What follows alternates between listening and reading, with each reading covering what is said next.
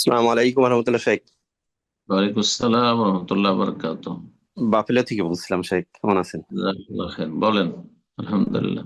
শেখ, প্রশ্ন হয়েছে মানে জমা সালাতে যদি ইমাম সালাত জমা করে কোনো কারণবশত, যদি মানে আমার কাছে যদি মনে হয় যে জমা করতে আমার সায় দিচ্ছে না, এরকম একটা কন্ডিশনে, সেখানে কি আমি জমা করতে বাধ্য ইমাম যদি করে, নাকি আমি অ্যাভয়েড করতে পারি? আর যদি আমি আপনাকে আর একটু ক্লিয়ার করি, আমাদের এখানের আবহাওয়া ডিসেম্বর, জানুয়ারি, ফেব্রুয়ারি, এই তিন জি জি। মাসে আবহাওয়াগুলি এমনই থাকে, এর ভিতরে আমরা সবকিছুই করি, কিন্তু যেমন ডিসেম্বর মাসে দেখা যাচ্ছে 12 দিন, প্রায় 10-12 দিন জমা করা হয়ে গেছে। তো হুম। এরকম অবস্থায় কি আমি জমা, ইমাম যদি কন্টিনিউ করে, যেন আমি করতে আমি আছেন। আমি বাধ্য, কিসের আমাকে করতে হবে কিনা? কিসের জন্য? শোনো শোনো পড়ার জন্য। জি, স্নো পড়ে, ঠান্ডা হয়, বাতাস থাকে। হুম, হুম।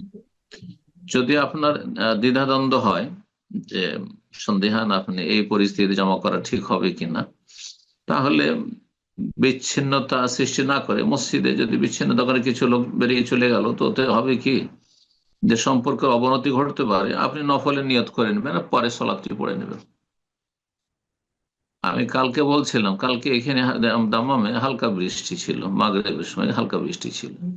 তো রাস্তায় যাচ্ছিলাম, আমার ছেলে ছিল সাথে, চিন্তা বলছিলাম ছেলেকে, কারণ মাসলা মাসাইল ছেলেদের শিখাইতে হয়। এই হালকা বৃষ্টিতে, একেবারে হালকা বৃষ্টি ধরেন 1 ফোঁটা 2 ফোঁটা পড়ছে, তো অনেক সময় অনেকেই শিথিলপন্থী আছে, চলো জমা করে নি। তা বলে এই জমা যদি করেই ফেলে, তা এই জমা আমাদের জন্য জায়েজ নয়, তাহলে কি করব, চলো নফলে নিয়ত করিল। কথাটি বলছিলাম কালকে আমি, বুঝতে পারছেন না? তো যদি দেখা যায় যে এমন বৃষ্টি হচ্ছে যে আমার যেতে আসতে ভিজে যাব, আমার কাপড় চোপড় ভিজে যাবে, তাহলে তো জায়েজ।